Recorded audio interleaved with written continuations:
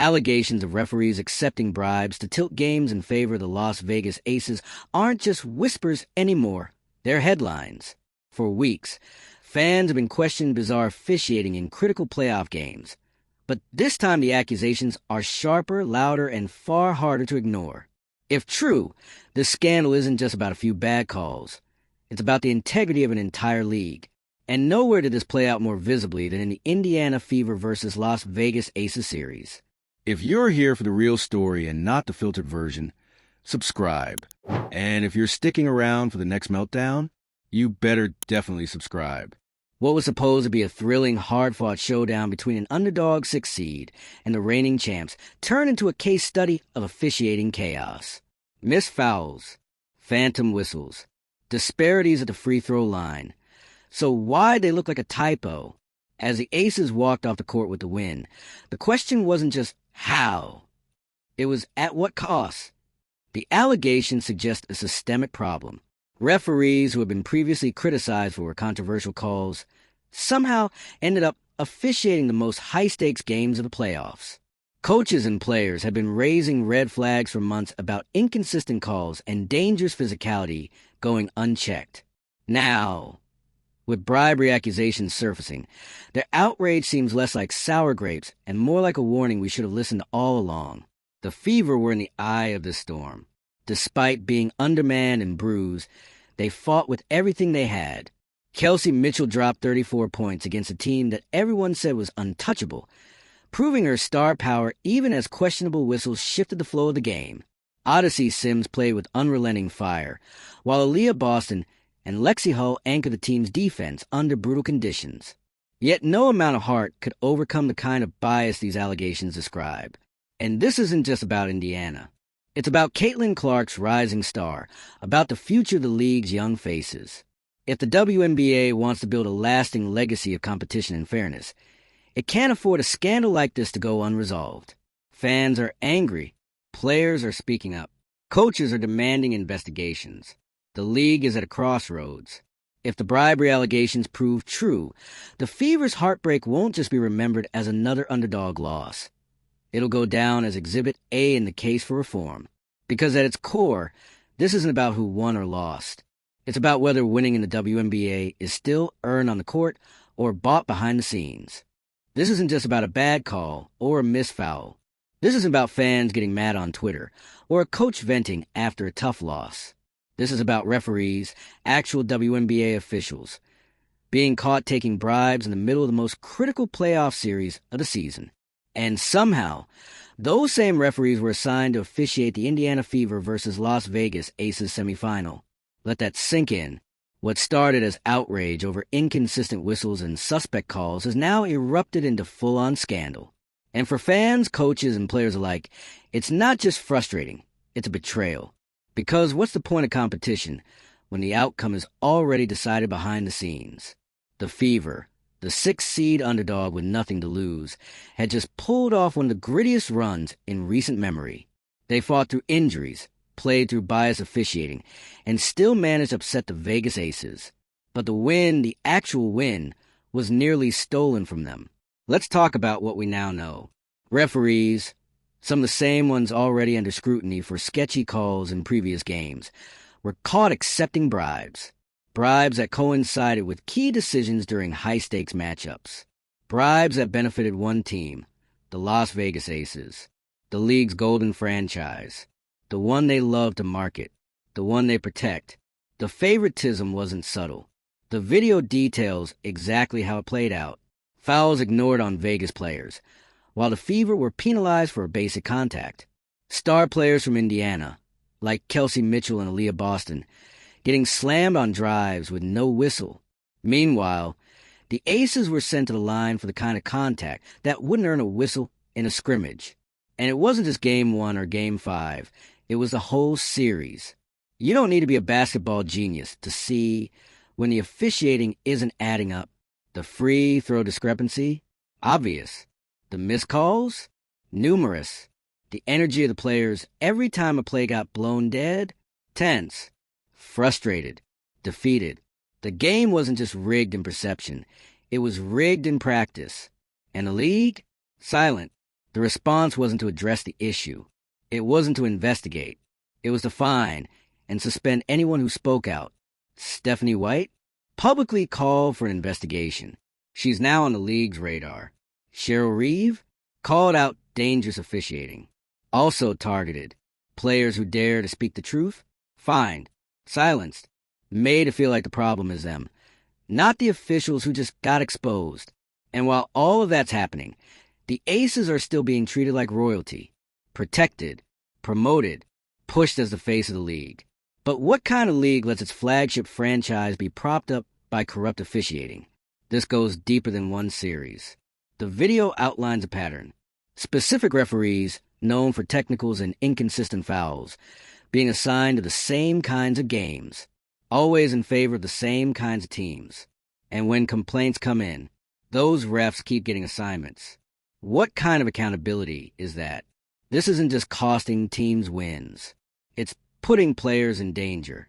When officiating lets physicality go unchecked, you get injuries. You get chaos. And when a player's career is on the line, that's not just bad officiating. It's reckless negligence. Kelsey Mitchell proved that. She dropped 34 points in that game, 34, against a stacked Vegas squad, under playoff pressure, with questionable calls flying every quarter. She did it with control, with fire, and with a kind of poise that most players only dream about. And after the game, she didn't rant. She didn't throw blame. She calmly called out the inconsistency. She acknowledged the bias. She thanked her team and gave respect to Caitlin Clark, showing the kind of leadership that the league should be celebrating. But instead, they're finding coaches and sweeping scandals under the rug. And while we're here, let's talk about Caitlin Clark. Her name isn't just trending, it's transforming the sport. The numbers don't lie.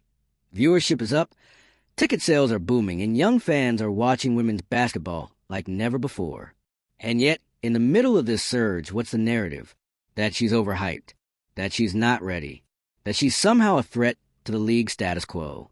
The video calls out directly. Clark's popularity is making some people in power uncomfortable. And instead of embracing what she brings to the game, the league is allowing a culture where rising stars like her are undermined while others are protected. Asia Wilson has a poor shooting night. That's buried. Clark takes a hard foul with no whistle. That's business as usual. The message is clear. If you're not in the inner circle, you're playing a different game. It's not just a bad look. It's a bad foundation. Because this isn't just about Clark. It's about the players who will come after her. If the league can't protect its stars, if it can't ensure fair competition, then what are we even watching? A scripted drama? A highlight reel for the team with the most sponsorship dollars? A league in name only? And here's the part that can't be ignored. Fans are done playing along. The league's attempt to suppress dissent is backfiring. The more they fine players and coaches for calling out the truth, the louder the crowd gets. Social media is on fire. Players across the league are noticing.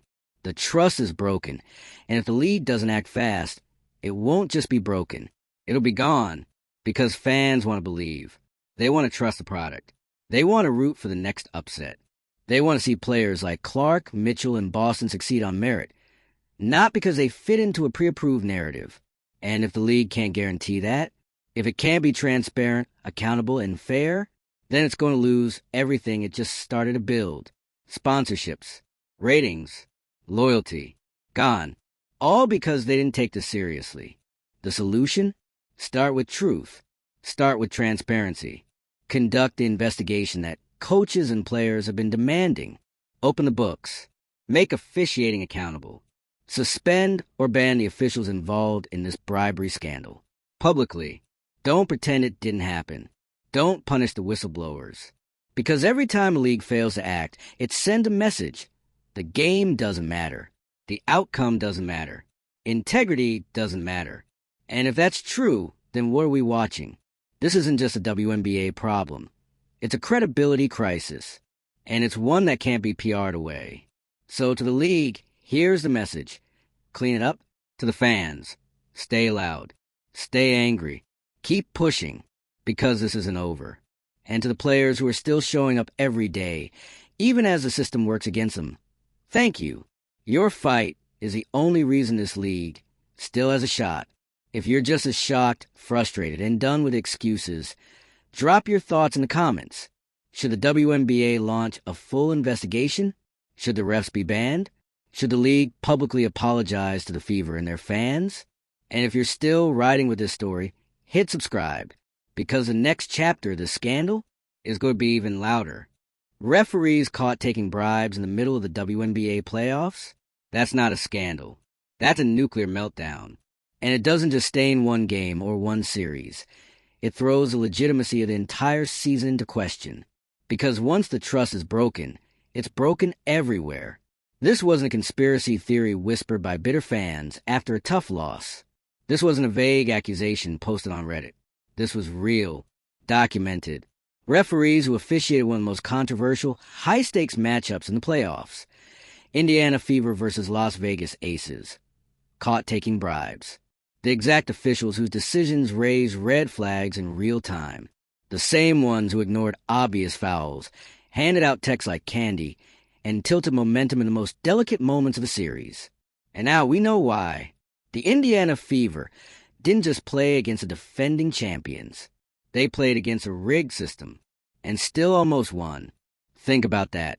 With every call working against them, with every star player thrown into foul trouble, with obvious no calls turning into turnovers, with every benefit of the doubt going the Aces' way, the Fever still dragged that series to the brink and pulled off a win that should never have been in question. It wasn't just a victory. It was defiance. The league? Quiet. Radio silent. Hoping it all goes away. But fans? Not having it. Players? Speaking out. And coaches? Demanding action. Because what just happened wasn't bad refereeing. It was corruption. Systemic. Brazen. And calculated. And here's the thing. This isn't just about the Fever. This affects everyone. Every player who sacrificed for this game. Every fan who paid for a ticket or tuned in on TV expecting fair competition. Every young girl watching at home, believing in what this league represents.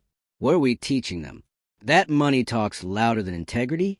That certain teams get to play by different rules? If that's what the WNBA is selling, fans are done buying it. Let's talk about the Aces, because they're at the center of all of this. No one's saying they don't have talent, but talent alone didn't carry them through this postseason. The refs did them favors. That's not an opinion. It's documented. Refs linked to bribery were officiating their most critical games. And what a surprise! Every controversial call fell in their favor. You think the league didn't know? The Aces are the flagship team, the media darling, the sponsor's favorite. And when a team like the Indiana Fever dares to mess up that marketing plan, suddenly, the calls start getting weird. The favoritism wasn't just a whisper. It was a foghorn. Star players on the Fever were manhandled in the paint. Nothing. Aces players barely got touched. Whistle. You couldn't script it more obviously. And the fallout is just beginning.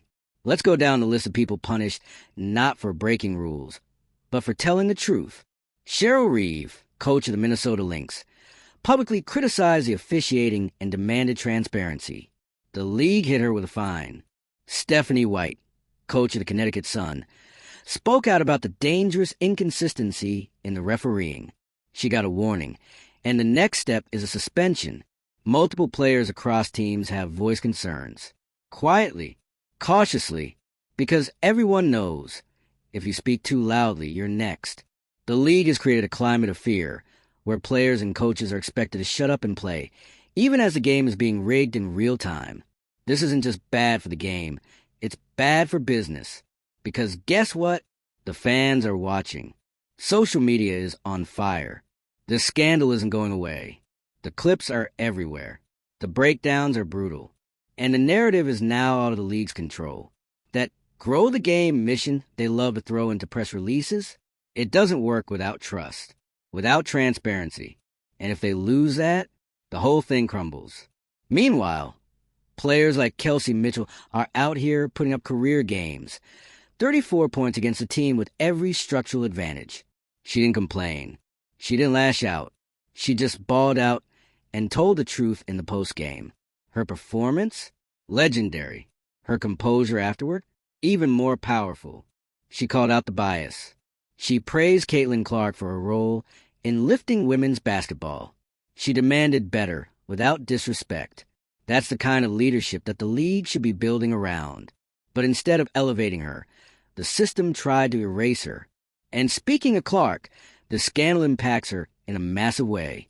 Caitlin Clark is the most marketable star the WNBA has seen in years. But if the league continues to operate with this level of corruption and selective enforcement, her legacy is at risk too. She can't grow in a league where talent gets outshined by politics. She can't thrive in a system where refs are deciding games instead of players. If the WNBA wants her to carry the next generation of fans into the league, it has to give her a platform built on integrity, not favoritism. The fans already see what's going on. The favoritism, the spin, the efforts to downplay Clark's influence while propping up established stars regardless of performance.